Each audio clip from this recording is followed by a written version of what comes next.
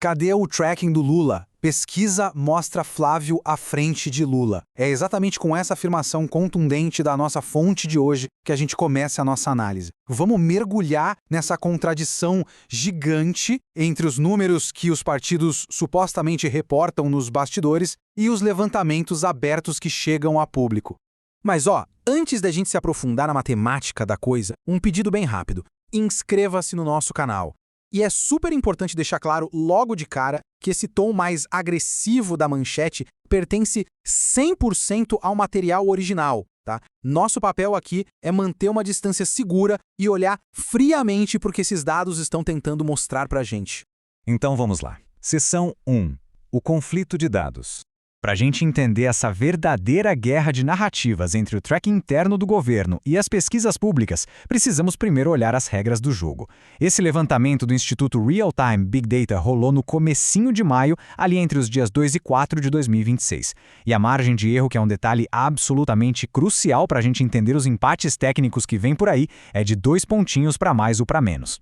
O X da questão aqui é justamente o abismo entre as duas pontas dessa história. A fonte bate muito nessa tecla. De um lado, os bastidores vazando que os números internos estariam melhorando. Mas do outro lado, a gente tem uma pesquisa pública apontando para uma direção completamente oposta, já colocando o candidato da oposição, Flávio Bolsonaro, com a vantagem. O analista do material original usa isso para defender que as planilhas internas teriam errado feio na hora de medir o humor real do eleitorado. Seguindo em frente, seção 2. Cenários eleitorais.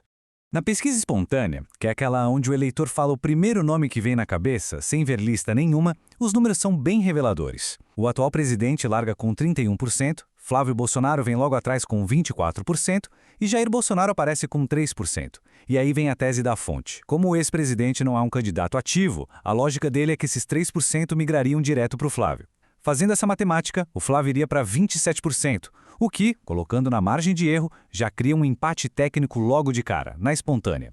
Agora, o que é realmente interessante é ver como o tabuleiro muda na pesquisa estimulada de primeiro turno. Quando a cartela com os nomes é apresentada para quem está respondendo, a foto do momento mostra o presidente na liderança com 40%. Na cola vem Flávio Bolsonaro com 34%, seguido por Ronaldo Caiado com 5% e Romeu Zema com 4%.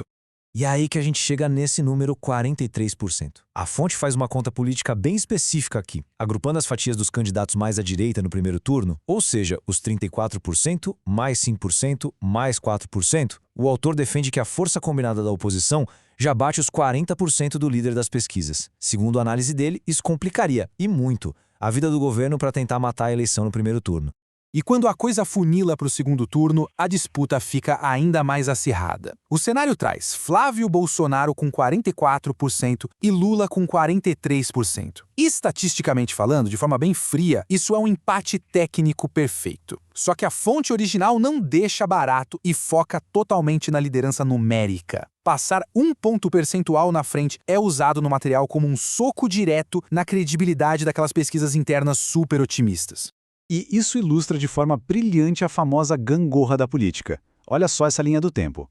Voltando um pouquinho para março de 2026, o atual presidente liderava com 42% contra 41% da oposição. Pulando para maio, a tabela vira de cabeça para baixo. Essa troca de posições no tempo é o grande trunfo retórico do autor para tentar derrubar a narrativa de que o atual mandato estaria ganhando força com a população. Mudando um pouquinho o foco, seção 3. Demografia e rejeição.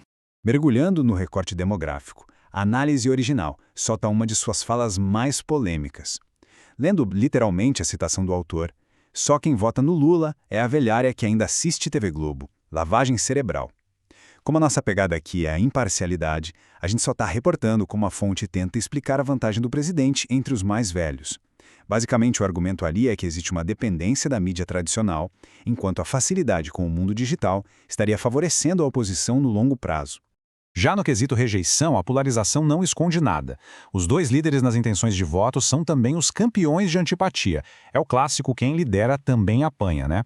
Mas o material que a gente está analisando dá um peso gigantesco para o fato de o presidente em exercício amargar o primeiro lugar na rejeição. Na visão deles, isso cria um teto de vidro perigosíssimo e um embate direto de segundo turno. Vamos ver como isso tudo afeta o contexto maior na seção 4, confiança nas instituições. A pesquisa não olhou só para nomes de candidatos, ela também mediu a fé das pessoas nas bases do Estado. E olha, os níveis de desconfiança são expressivos. O Congresso Nacional sofre com 62% de descrença. O Supremo Tribunal Federal vem logo atrás com 55% de desconfiança. E a imprensa também não escapa desse escrutínio, marcando 52%. Para a fonte, esse derretimento de credibilidade mostra um clima geral de descrença em absolutamente todo o ecossistema político e midiático. Mas, em um contraponto absoluto a esse mar de descrédito, a pesquisa destaca que as Forças Armadas mantêm a posição de instituição com a maior confiança do povo. O analista original recebe esse dado com bastante otimismo, elogiando o que ele enxerga como uma postura das forças de ficarem dentro das quatro linhas após aquele período eleitoral tenso de 2022, se blindando do caos da política diária. E para fechar, chegamos na seção 5, Economia e Aprovação. Chegamos naquela etapa que costuma selar o destino das eleições. O levantamento testou várias afirmações socioculturais e econômicas, um dado que chama muita atenção: 85% da população diz que o presidente precisa, sim, acreditar em Deus. No aspecto econômico, a maioria concordou com a ideia de que programas de transferência de renda desincentivam o trabalho. E de forma bem reveladora sobre a moral do país, a grande maioria discorda daquela velha frase de que o Brasil é o país do futuro. E isso ilustra muito bem a temperatura da pauta econômica. Numa comparação direta entre a administração de agora e a anterior, 48% cravam que a economia piorou. Só 31% dizem que melhorou e 25% acham que continuam na mesma. O autor do material usa justamente esse pessimismo, quase na casa dos 50%, como a grande explicação para o aparente esvaziamento do suporte popular do governo. Juntando todas essas peças, demografia, rejeição, desconfiança institucional e economia, a gente desembarca nesse número final, 52%. Essa é a taxa geral de desaprovação do atual governo nessa pesquisa. Para o autor da análise, muito mais que qualquer outro dado, esse é o indicador que mais joga um balde de água fria no suposto otimismo das pesquisas internas. No fim dessa nossa jornada pelos dados, a grande provocação que fica é a seguinte: será que, lá na frente, os levantamentos internos dos gabinetes políticos vão acabar se alinhando com a realidade crua dessas pesquisas públicas? O abismo gigante entre a narrativa dos bastidores e a voz das ruas captada nesses números mostra como ler o cenário político é um verdadeiro quebra-cabeça. É um choque de realidade constante, que nos deixa o convite para observar, com muito mais atenção, cada novo número que surgir daqui para frente.